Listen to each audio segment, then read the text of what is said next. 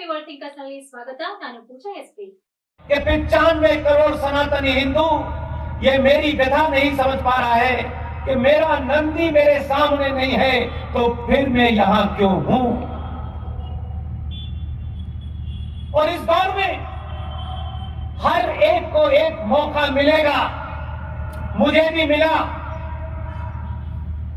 Doctor Mohan Gupta ji को भी मिला, और जिन लोगों ने यहां मुझे बुलाया उनको भी मौका मिला। आपको भी मौका मिलेगा। उस वक्त ये मत सोचिएगा कि मैं कौन सा वाला शिव भक्त हूं। ये मत सोचिएगा कि मैं ब्राह्मण हूं, मैं बनिया हूं, मैं ठाकुर हूं, मैं दलित हूं। इस युद्ध में हर एक की भूमिका तय है। आप अपने अंदर उस पुरुषार्थ को जाने, उन क्षमताओं को पहचाने और अपनी क्षमता के हिसाब से उनकी भूमिका तय कर ले और बिना किसी को बताए काम में लग जाएं। आप ध्यान रखिएगा, इतिहास लिखा जब जाएगा तो कोई ये नहीं पूछेगा सरकार किसकी थी। ये नहीं कोई पूछने वाला है, किस सरकार में हुआ कोई नहीं पूछने वाला है। सिर्फ यही पूछेगा कि एक साधारण से परिवार में जन्मा हुआ आदमी, मध्यवर्गीय आदमी, ये उसके जीवन में सृष्टि ने एक मौका दिया कि तुम ये काम करो और तुम ही कर सकते हो। उसने ये नहीं सोचा कि इस केस को लड़ने में मुझे करोड़ों रुपया मिलेगा या नहीं मिलेगा। विष्णु शंकर जैन ने सर्वे के बाद पहली बार वहां 27 लोग अंदर गए थे। मैं नहीं जानता कि वो 27 लोग कौन थे, न जानना चाहता। मेरा छोटा भाई 35 साल का युवा विष्णु शंकर जैन, षष्ठी का नियम देखिए कि वो किसको चुनती है। बड़े बड़े ज्ञानी उसमें थे, लेकिन उस जैन लड़के को चुना जिसके नाम में विष्णु भी था और शंकर भी था। सब कुछ अंदर उस सर्वे में लोग क्या क्या देख रहे थे। जब आपके यहां आग लगी होती है तो आपको हमेशा लक्ष्य नजर आता है, कुछ और नजर ही नहीं आता। विष्णु शंकर जैन ने जैसे ही पानी की तरफ उसकी निगाह गई, उसके मुंह से यकायक निकला बाबा मिल गए। और सबने अपना अपना काम किया। जो पुलिस में बैठे हुए थे, जो वर्दी सरकार की पहनते के किसी पुलिस वाले के पास खड़े होकर 2 मिनट बात तो कीजिए। उससे 2 मिनट बात करने के बाद आपको पता चलेगा कि वो किन बंधनों में बंधा है, लेकिन उस वर्दी के पीछे भी एक बड़ा जबरदस्त सनातनी खड़ा है। मर्यादाओं में बता है, उन मर्यादाओं का उल्लंघन नहीं कर सकता। लेकिन समय आने पर जब इस राष्ट्र को खतरा होता है तो मैंने इस देश में हजारों ऐसे लोगों को देखा है जिन्होंने वर्दी की मर्यादा में वर्दी उतारी और सरकार से कहा कि ये वर्दी आपको मुबारक हो, राष्ट्र खतरे में है, इसलिए बगैर वर्दी में इसकी मदद करूंगा। इसलिए यहां जो व्यवस्था में भी पुलिस वाले हैं, किसी सरकार होगी, आज ये सरकार है, कल कोई और सरकार है, लेकिन पुलिस की वर्दी एक ही है। उस पुलिस वाले को अपना शत्रु मत समझिए। और ये बात इसलिए साफ साफ कहता हूं कि आज इस सोशल मीडिया के युग में आपको समझ में आती हो। ये जो वर्दी पहने पुलिस वाला है वो किसी का पति है, किसी का भाई है, किसी का पिता है। इतने लंबे समय की चुप्पी के बाद जब आपके अंदर चेतना पैदा हो रही है तो इस देश को तोड़ने वाली ताकतें भी पूरी ताकत के साथ, कभी इस मोहल्ले में दंगा, कभी निकिता की हत्या, कभी अंकिता की हत्या, कभी रूपेश पांडे की हत्या, कभी श्रद्धा के 35 टुकड़े, ये ऐसे ही नहीं हुए। इसके पीछे एक लंबी फिलॉसफी है।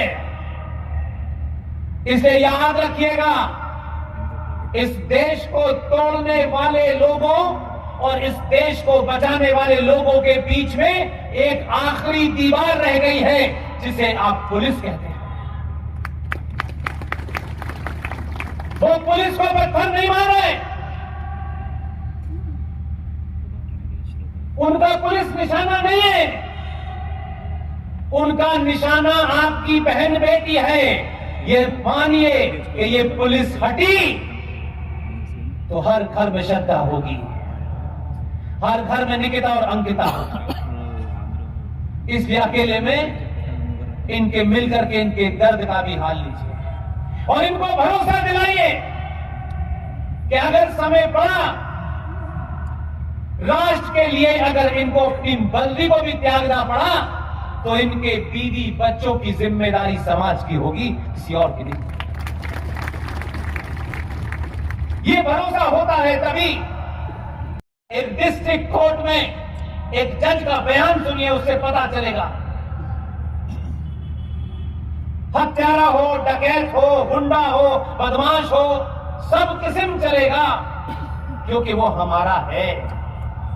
आप अपने बीच में से कोई बहादुर कुछ करते करते भी अगर मारा जाता है तो आप उसके साथ नहीं खड़े होते हैं, आप उसके अंदर से एक चरित्रवान देखते हैं। नहीं, इसके साथ खड़े होने से लोग हमारे बारे में क्या सोचेंगे। मैंने यहां आने से पहले सुना है, मेरे आने से भी कुछ लोगों को तकलीफ थी। अर्जी देने गए थे, अर्जी लेने वालों को यह पता था कि बड़ी संख्या में 20,000 लोग आज इकट्ठा होंगे, तो ये जिसको सुनने आ रहे हैं, इसको रोका कैसे जाए। तो व्यवस्था ने कहा कि व्यवस्था का जो काम है वो करेगी, लेकिन उसको रोका नहीं जाएगा। यह आपकी ताकत के कारण है।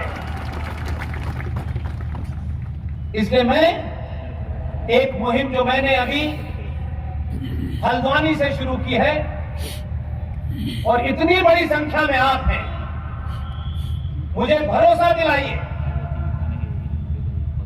इस मुहिम में हर आदमी भागीदार बनेगा। और ये मुहिम कोई पार्टी वार्टी की नहीं है, मेंबर बनाने की नहीं है। इस राष्ट्र को सुरक्षित करने की एक मुहिम है, और ये मुहिम मेरी तरफ से स्टार्ट नहीं की गई है। सुप्रीम कोर्ट के उस आदेश को जो आप तक पहुंचा ही नहीं, जो आपके नेताओं ने बताया ही नहीं, बड़े बड़े संगठन 5-5 घंटे के प्रवचन देने वालों ने भी आपको नहीं बताया, क्योंकि आपके जागृत होने से उनको भी संकट पैदा हो सकता है। वो नहीं चाहते आप जागृत हो। एक बड़ी मुहिम यह है, 31 जुलाई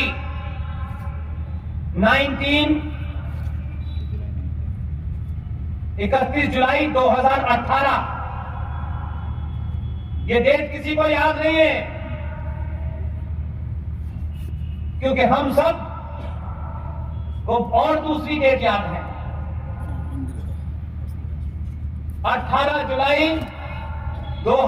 31 जुलाई 2018 सुप्रीम कोर्ट ने एक आदेश दिया। जब आपको नहीं पता तो पुलिस को कैसे पता होगा, डिस्ट्रिक्ट मजिस्ट्रेट को कैसे पता होगा, इस देश की व्यवस्था को कैसे पता होगा। और एक बहुत बड़ा वर्ग है जो ये चाहता है कि आपको पता ना।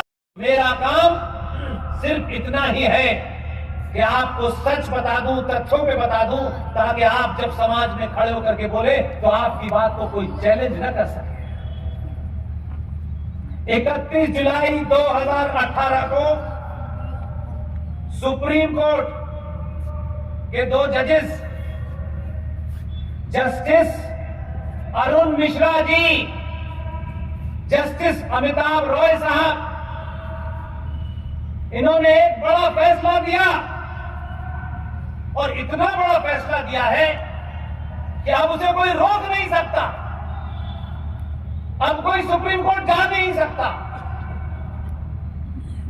लेकिन इसकी चर्चा क्यों नहीं हो रही? क्योंकि आजकल तो यह बताया जा रहा है कि हमें हर मस्जिद में शिवलिंग क्यों ढूंढना है। 50 साल के लिए देवी देवताओं को भूल जाओ, अब तो हमें मजे लेने दो भाई। अब तो संकट यह है कि उन्होंने नई नई परिभाषा निकाली है कि जो हिंदुस्तान में रहता है वो हिंदू है, हमें किसी की घर वापसी क्यों करनी है? ये सवाल जरा उनसे भी पूछिए कि भाई कभी इन मुद्दों की तरफ भी बता देते, कभी निकिता पे भी मुंह खोल लेते, कभी नुपुर शर्मा पे भी मुंह खोल लेते, कभी उस गरीब कमलेश तिवारी की हत्या जो दो जहादियों ने लखनऊ की सड़कों पे की, उस कमलेश तिवारी की मां लखनऊ की सड़कों के ऊपर अपना सर पीट रही थी। उस वक्त कोई हिंदुवादी गया उसके पास? कहां चले गए थे ये सुबह से लेकर शाम तक हिंदुत्व पे ज्ञान देने वाले लोग? इसलिए ऐसी बातों का जिक्र वो नहीं करेंगे। उनकी चिंता यह है कि जमात जागृत क्यों हो रहा है, क्योंकि आज हमारा स्वार्थ यह है कि ये जागृत ना हो और उतना ही जागृत हो जितना हम चाहें। ये नहीं हो सकता। ये संचार क्रांति ने एक ऐसा सैलाब पहुंचाया है कि मेरी बात में अगर तथ्य और दम होगा तो कर्नाटक के बीदर में 20,000 लोग और महिलाएं और बेटियां मौजूद होंगे। दुनिया के हर कोने में यह आवाज जाएगी और कोई भी पूरी एक विनम्रता के साथ, शालीनता के साथ चुनौती देता हूं, इस मंच से अगर मैं कोई तथ्य झूठा रखूं ಇವತ್ತಿನ ಈ ವಾರ್ತಾ ಸಂಚಿಕೆ ಇಲ್ಲಿಗೆ ಮುಕ್ತಾಯವಾಗುತ್ತದೆ. ನಾಳೆ और आप उसे साबित कर दें